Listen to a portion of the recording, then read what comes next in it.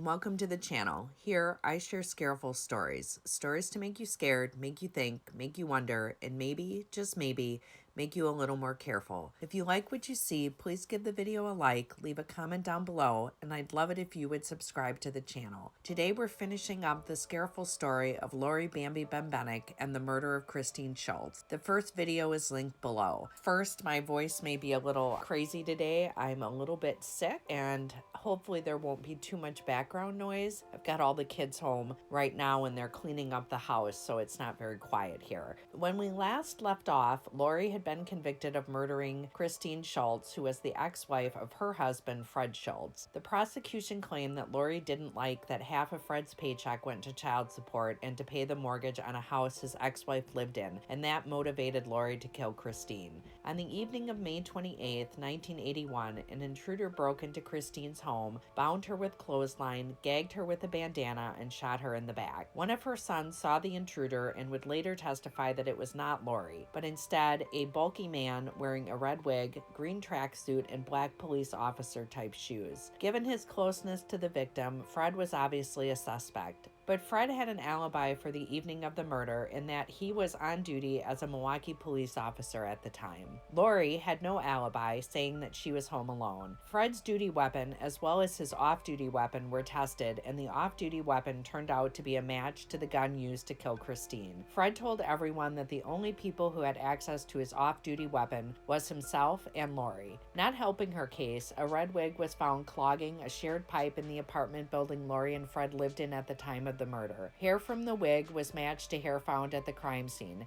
and hair from one of Laurie's hairbrushes was matched to hair found on the bandana used to gag Christine. A jury found Laurie guilty of first-degree murder, and she was sentenced to life in prison. After her conviction, it didn't take long for Fred to move on. He met a new, younger woman, moved to Florida, and eventually divorced Laurie. Although at the time of the trial he had supported her and proclaimed her innocence, he later would tell reporters that he believed she was in fact guilty of killing his first wife. In 1990, he said, "I think she did it for both of us," presumably meaning to save them money. Over the years, Laurie filed multiple appeals, all of which were denied. She never stopped proclaiming her innocence, though. She felt that the police had targeted her because she had pointed out discrimination within the police force. At the time of her arrest, Laurie was aiding a federal investigation into discrimination in the Milwaukee Police Department. And remember from part 1 that Laurie had exposed, with pictures, police officers prancing around naked in a public park. Those officers, all of whom were male and white, had not been even disciplined, much less fired, whereas Laurie had been fired from the force for what she saw as a minor offense of trying to help a friend who had been caught smoking pot. Laurie had many supporters who believed that she had been targeted by investigators because of her exposing corruption within the police force, and many people also felt that Fred must have had something to do with Christine's murder. While in prison, Laurie earned a bachelor's degree and started an inmate newspaper. She also fell in love. She fell in love with the brother of another inmate, Dominic Guglielmo, who would come and visit his sister, and in no time, Laurie and him were an item.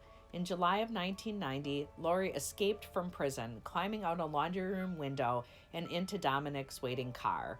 Milwaukee went crazy with people supporting her escape and encouraging her with the phrase, "Run, Bambi, run." A song was even written about her that became a huge hit on local radio. T-shirts were sold. People put "Run, Bambi, run" bumper stickers on their cars, and rallies were held in support of her and her innocence. At times it felt more like a frenzy over a rock band, but for many people, Laurie was kind of a rock star. She was an underdog fighting the system. The story of the former police officer and Playboy bunny convicted of murder, but now on the run, was picked up by media all over the country and the world. Tabloids couldn't get enough of the Bambi story. Laurie and Dominic went to Thunder Bay, Ontario, hoping that life on the run would work out. Laurie called herself Jennifer and got herself a job as a waitress. Freedom, however, was short-lived. 3 months after the escape, Laurie was featured on America's Most Wanted, and quickly thereafter, someone recognized her and she and Dom were arrested. Dominic was returned to Wisconsin and sentenced to a year in prison for aiding Laurie's escape. Laurie fought extradition to the United States, claiming that the police were corrupt and that they had framed her. It took 21 months for her case to work its way through Canada's legal system, but eventually she was returned to Wisconsin and to prison in April of 1992. She was put in solitary confinement for the next 7 months. Laurie's sensational escape reignited the debate about her guilt and got people re-examining the evidence used to convict her. This included authorities in Wisconsin. While Laurie was fighting extradition in Canada, Wisconsin began a secret John Doe investigation. A John Doe investigation is much like a grand jury. The report generated by the John Doe investigation denied Laurie's claims that she was framed, but did point out multiple mistakes that had been made in the police investigation of Christine Schultz's murder. Armed with that information, Laurie's attorney asked for a new trial. The district attorney for Milwaukee seemingly did one better and offered Laurie a deal. If she pled no contest to second-degree murder, she would be released on parole, having already served 10 years in prison. Seeing her chance to be free, Laurie took the deal and intended to continue to fight to prove her innocence, not realizing that pleading no contest would make any further appeals nearly impossible. Laurie was released from custody on December 9, 1992. As a free woman, Laurie wrote a book about her life entitled Woman on Trial, while television networks couldn't get enough of her story, airing multiple made-for-TV movies based on Laurie's life. While the TV movies kept her story in the news, Laurie was focused on starting her life again outside of prison and proving her innocence. After an arrest on drug charges in Milwaukee, Laurie asked that her parole be transferred to Washington State. Her parents had moved to Vancouver and she wanted to be closer to them. There, she got a job working for a nonprofit that helped people find jobs, and later, she worked at a nonprofit that helped women find housing. She also worked on her art, even having her art displayed at a gallery. She also found love. She dated and eventually married Marty Carson, a U.S. Forest Service employee. Later, they were divorced, but even after, the two remained close. While all this was happening, Laurie, her attorney, and a private investigator were working on proving her innocence.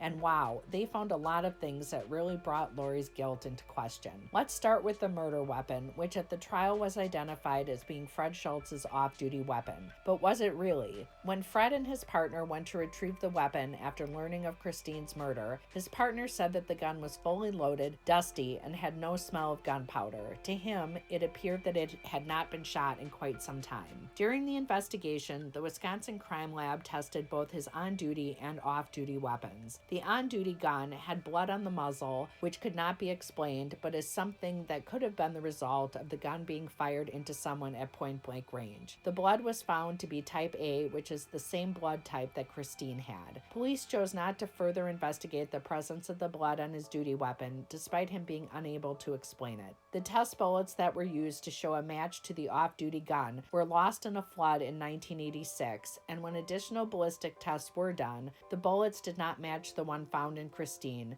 really bringing into question that the off-duty weapon was the murder weapon. Additionally, 5 forensic experts who examined the supposed murder weapon said that the gun did not match the wound found on Christine. The medical examiner also said that the bullet entered into evidence at trial as the one that had killed Christine was not marked in the way she had recorded marking the bullet she pulled out of Christine's body, making people wonder if it was even the correct bullet. Given that Laurie was convicted on purely circumstantial evidence, and the biggest piece of that circumstantial evidence was the bullet matching Fred's off-duty weapon that only she and Fred had access to, the bombshell that the new ballistic test showed that the gun was not their murder weapon seemed to exonerate Laurie. But wait, there's even more. There's the wig and the hair matches. The wig that was found in the neighbor's drain pipe that connected to the apartment Fred and Laurie lived in matched hair found at the scene of Christine's murder. It was a major piece of evidence in the trial, but what was never known by the jury or Laurie's attorney was that the neighbor told prosecutors that after the murder, Laurie's ex-roommate, Judy, had unexpectedly shown up at her apartment carrying a gym bag and asking to use the restroom. The neighbor let her in and says that when Judy came out of the bathroom, she had changed her clothes and then left. It was after Judy left that it was discovered that the toilet was clogged, and this is the clog that led to the discovery of the wig. It makes you wonder if Judy stuffed the wig down the toilet. But if she did, why did she?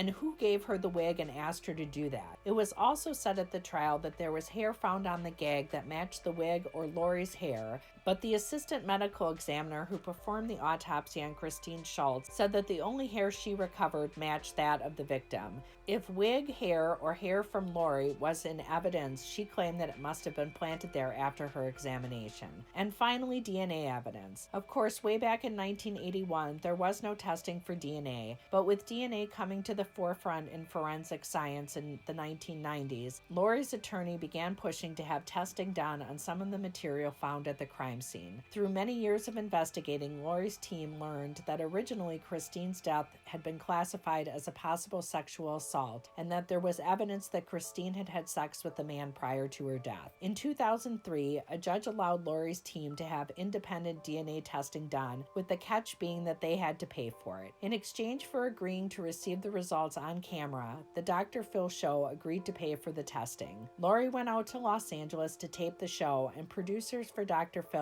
kept her in an apartment. While there, she felt confined, much like her stay in solitary confinement while she was in prison, and she had a panic attack. In the throes of the attack, she jumped from a second-story window, breaking her foot. The break was so bad that her leg had to be amputated below the knee. What more can really happen to this poor woman? The DNA testing came back as showing that there was no DNA from Laurie left at the scene, and that there was DNA left by a male. Armed with the DNA evidence and the ballistic testing, Laurie's attorneys filed an appeal of her conviction. The state of Wisconsin Court of Appeals, however, refused to reopen her case because she had pled no contest. Only had she maintained her not guilty plea would she have been able to file appeals and have her case reopened. Laurie felt betrayed by the system once again. She had only agreed to the no contest plea because she thought the ballistic evidence in any new trial would say that the murder weapon was Fred's off-duty weapon. The prosecutors knew that the test bullets had been lost, but failed to reveal that information to Laurie until many years after she took the plea deal. Laurie's attorneys appealed the state's decision to the U.S. Supreme Court, but her appeal was denied by them as well. After so many years of fighting so hard to clear her name and just to lead a normal life, Laurie's health began to really deteriorate. She used alcohol as a coping mechanism over the years, and on November 20th of 2010, Laurie Bembenek died from liver and kidney failure. Even after her death, Laurie's attorney continues to work hard for her. In 2019, she requested a pardon from Wisconsin Governor Tony Evers, but no pardon has been granted so far. So do you think Laurie killed Christine, or was she framed for the murder? If Laurie didn't kill Christine, who did? Fred has an alibi, but many have suggested that he must be somehow involved. Many have also focused on a man named Fred Horenberger as a potential suspect. Horenberger had a history of armed robberies and had a connection to both Fred Schultz and Laurie's friend and sometimes roommate Judy Zess. A few weeks prior to the murder, Horenberger had attacked Judy. While incarcerated for his crimes, Horenberger told more than one person that he had killed Christine. After his release from prison, he continued his criminal ways, and when an armed robbery turned into a hostage situation, he ended up taking his own life in 1991, but not before he let everyone know that he had nothing to do with Christine Schultz's murder. Hard to know what to believe with him. He's untrustworthy, which means the denials of involvement may be lies, but so might the confessions. There haven't really been any other suspects named, but could this have been a random break-in? Was it someone Christine knew who was intent on sexually assaulting her? It's beginning to feel as though we will never know, and that Laurie may never get her dying wish, which was to have her family name cleared. And if the real murderer is still out there, they deserve to pay for taking Christine's life. Let me know what your thoughts are down below, and until next time, stay safe and stay careful.